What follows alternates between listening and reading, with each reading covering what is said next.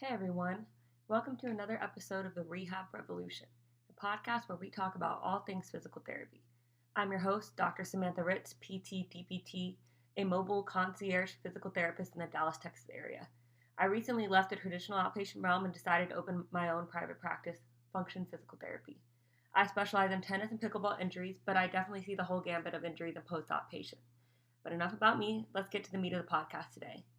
Today, we are going to be talking about preventative healthcare versus reactive healthcare.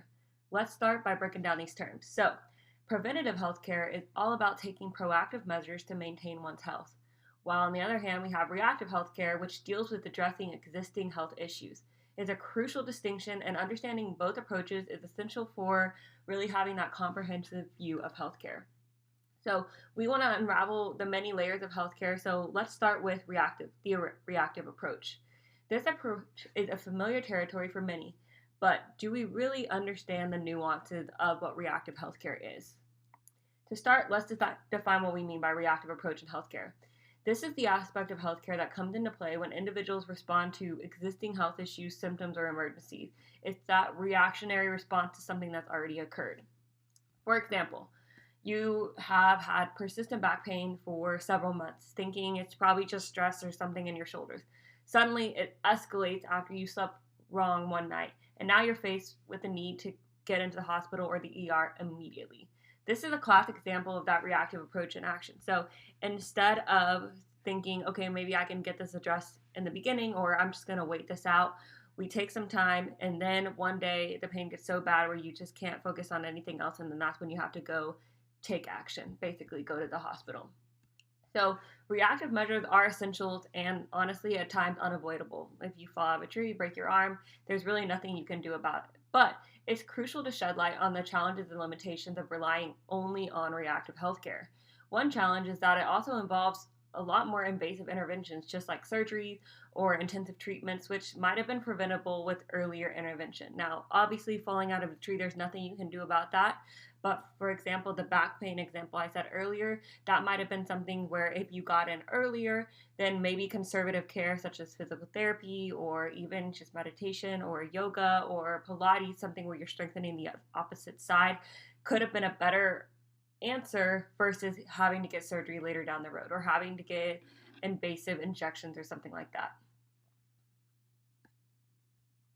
So also, we don't want to ignore finances. Healthcare is extremely expensive, especially if you're starting to look at surgeries or injections, something like that. So healthcare costs, especially in the reactive context, are insanely substantial. Now, if we're able to kind of put it off, if you're using insurance until you meet your deductible, that's one thing. But sometimes things happen and you just got to pay for it because you're in so much pain. So if we went with a conservative approach earlier, physical therapy is a lot cheaper than getting a surgery. So that's really the main two limitations I'm seeing whenever we're talking about reactive healthcare, of the finances and also a lot more invasive treatment. And then after you're having surgery, more than likely you're having to take action after that surgery. You're not just scot-free. You have to go to rehab. You have to do all these other things as well. So that time of recovery is also increasing as well. So really, why am I diving into this today? It's not to diminish the importance of reactive healthcare, because that really is insanely important with surgery, then with physical therapy, all that. But we want to empower you with the knowledge that maybe there is a better way, that if we can take a more preventative approach, then the time of recovery, the cost of recovery, all of that can decrease. So by understanding the reactive side of healthcare, we can appreciate the need for balance and the complementary role of preventative measures here. We're not just focusing on the problems, we're trying to seek out solutions and maybe take on a more holistic perspective that incorporates both reactive and preventative approaches in care. So let's talk about preventative healthcare next. Preventative healthcare isn't just about avoiding illness. It's just a proactive approach to maintain the best health you can and to prevent potential issues before they arise. Now, I want to say something here in conjunction with preventative healthcare. So sometimes I see these promises that people make, or saying if you do this, you'll never be injured again, or if you do this, you'll never have pain here again. I think that's a little bit hyperbolic because how could you ever expect to truly take out the risk of anything? So make sure that whenever you are looking into something as a patient or a client, that the wording is appropriate. What can we do? We can mitigate the risk, right? We can decrease the likelihood that you will have this injury, but you can never truly take away that risk 100%. So let's look into proactive maintenance. So picture your body is a finely tuned machine. You're not going to wait for your car to break down. You don't want to wait for your body to break down. You want to make sure you're changing the oil. You're making sure that the tires are aired up. It's the same thing with your body. Preventative healthcare is emphasize proactively maintaining your body's health. We're talking about regular checkups, your annual visits, healthy habits, being mindful of your well-being. It sounds so simple, but sometimes it's really easy to put your body on the back burner when you have all these other stressors in your life. But if you think about it, you have all these other stresses on your life, it really is having a negative benefit or a negative effect on your body's health, and then your body is in pain, and then it's just this terrible cycle that is really, really hard to break. So make sure you're always putting yourself first, and you're making sure you're having those regular checkups. So let's explore the kind of dance we have between lifestyle choices and preventative measures. Your daily decisions, from the food you eat to the activities you engage in, play a huge role in your overall health. So let's talk about staying active. Number one, staying active doesn't mean go run a marathon, or you have to run a 5K every day, or you have to be in the gym for 2 hours. No, staying active means just getting up, taking a walk, being active 30 minutes at lunch, or you come home and you take your dog on a walk, or you play with your kids on the ground, you play hide and seek, something like that. It doesn't have to be insanely intense, but it just has to be enough to where your body understands that moving is the goal. Movement needs to be normal for you. It's really, really easy nowadays with people who have office jobs to be sitting 8 hours of the day, and then you get home and then you have only these 2, maybe less than that, maybe 1 hour of free time where you're able to do the things you want to do. Try to break up your day. Go on, I hope you don't smoke, but go on a quote unquote smoke break, take a walk, or make sure you're filling up your water bottle every hour, set a timer. Make sure you're exercising your eyes as well. So you don't want to be staring at the screen all day. You want to make sure you're looking far away, looking close up. So things like that. Just break up your day in kind of small spurts, maybe like 5 minutes even, of just getting up, moving your body. Also, taking recovery time. Really, really important, especially if, let's say you're sitting for 8 hours a day and then you go out after work and you just hit the gym really hard immediately. Well, your body's going to be stiff and sore, and then you're going to get into the gym, and that's kind of when that risk of injury increases, when we're going from nothing to a very, very heavy activity. That's why it's really important to warm up and cool down, even if it's just for a couple minutes. Dynamic is always better than static. What that means, basically a movement pattern, kind of high knees, butt kicks, hip circles, versus just standing there, bending over, touching your toes.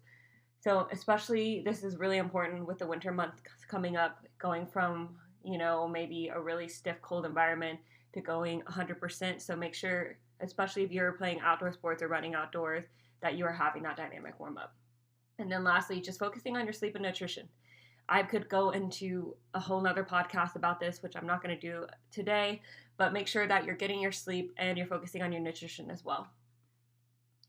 So let's think about proactive care and your long-term well-being. Now, long-term well-being, I'm going to say kind of longevity, all right? It's more than just adopting a healthy habit. It's really making an investment in the most important asset that you have, which is yourself, your future self, right?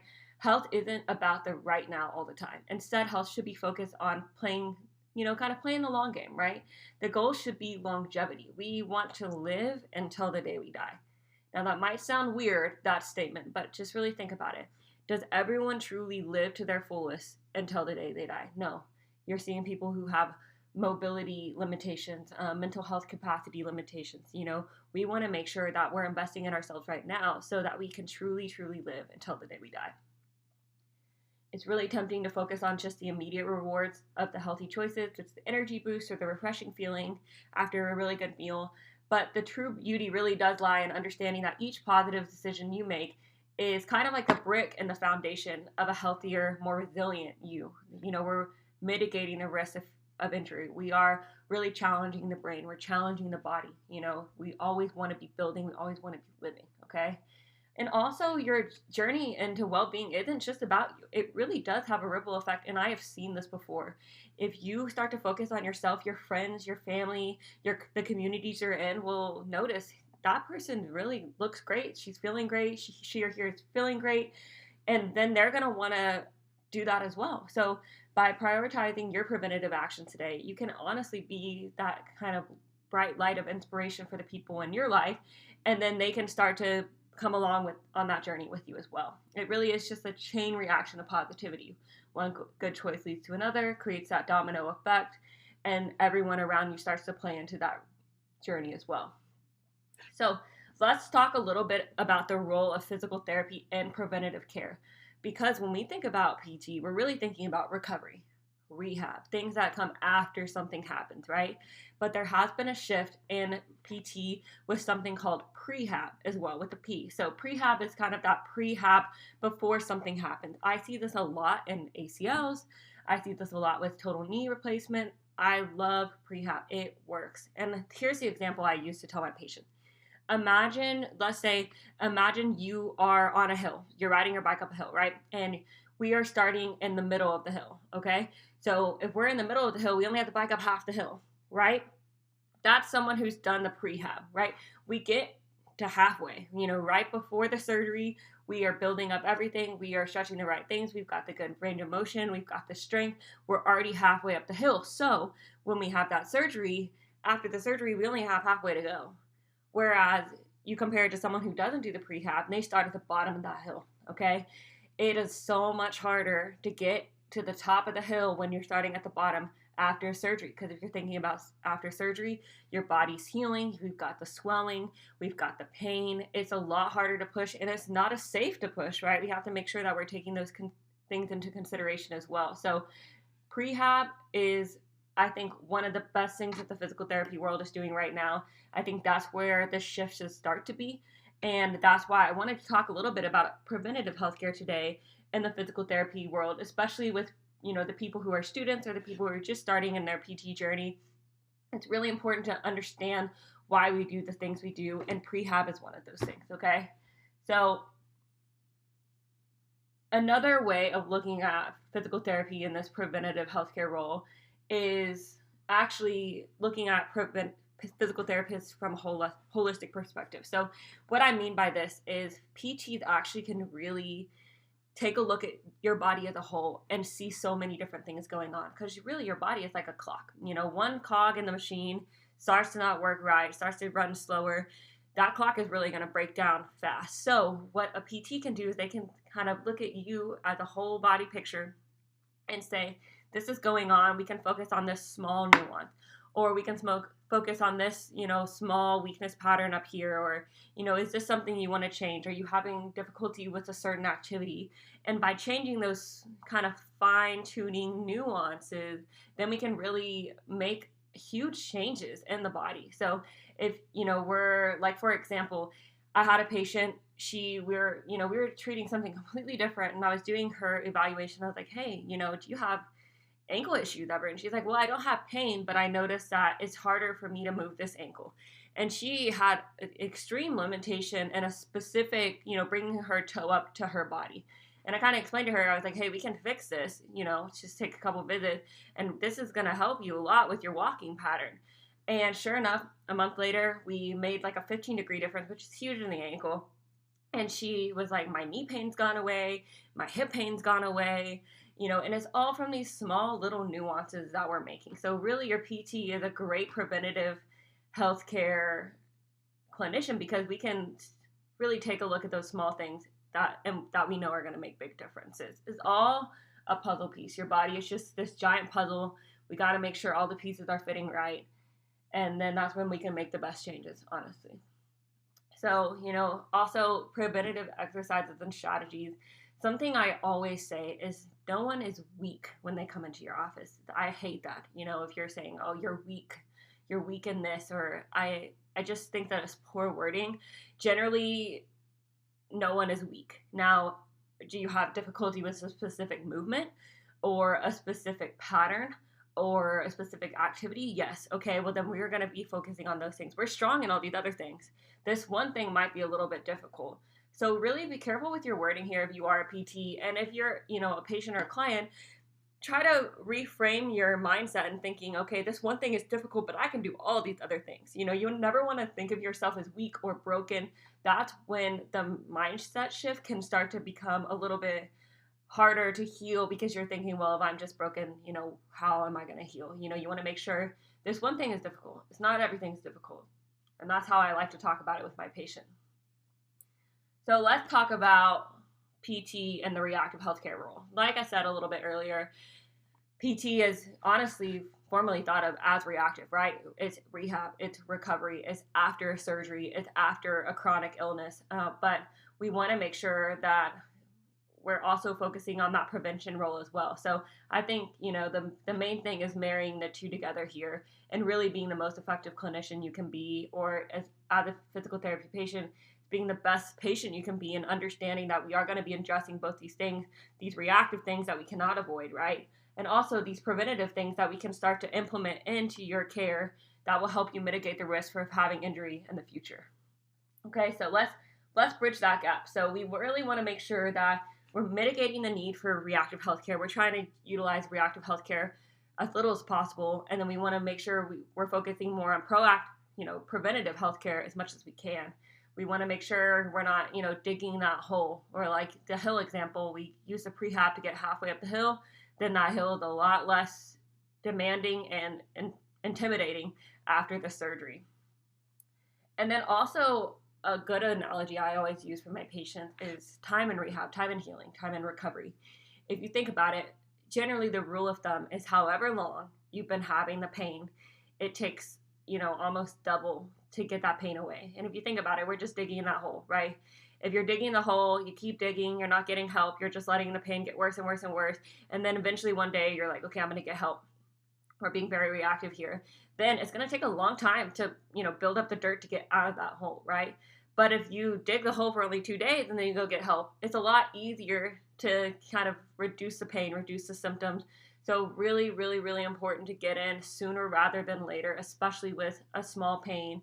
Even if you think it's nothing, make sure you're just going to get it checked out, because generally it's easier to recover, easier to rehab if you're addressing it sooner rather than later, okay? So also I want to talk about just awareness and education.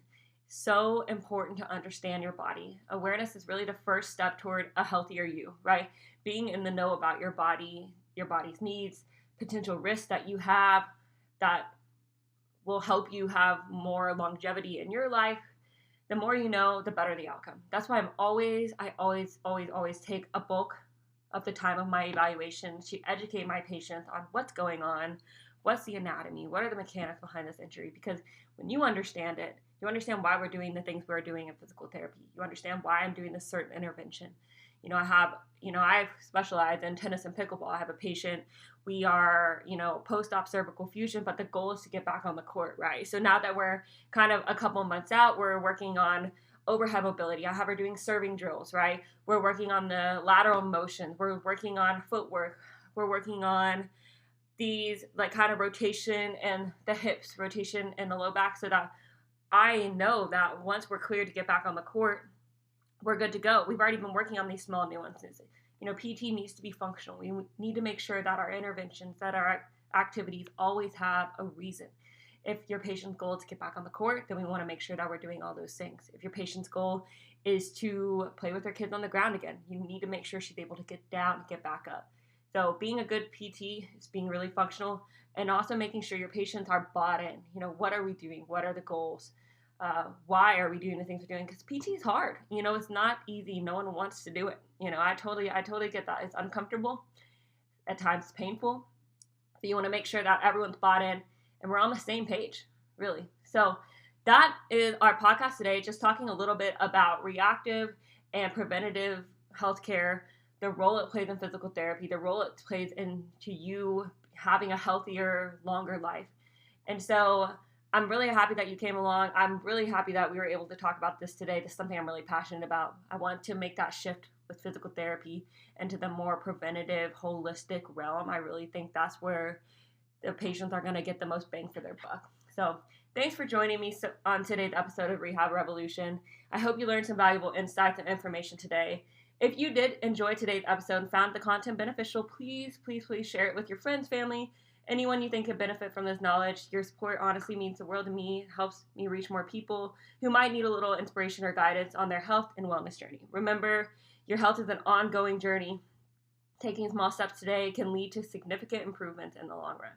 If you have any questions, topic suggestions, or you just want to share your own experience with me, I'd love to hear from you. So feel free to reach out to me on my social media channels or drop us an email at drsam@functionphysicaltherapy.org. So don't forget to subscribe to Rehab Revolution so you never miss an episode. We have really exciting topics and interviews lined up in the future. I really can't wait to share them all with you. So thank you for being a part of this community. Stay active, stay healthy, and until next time, take care of yourself.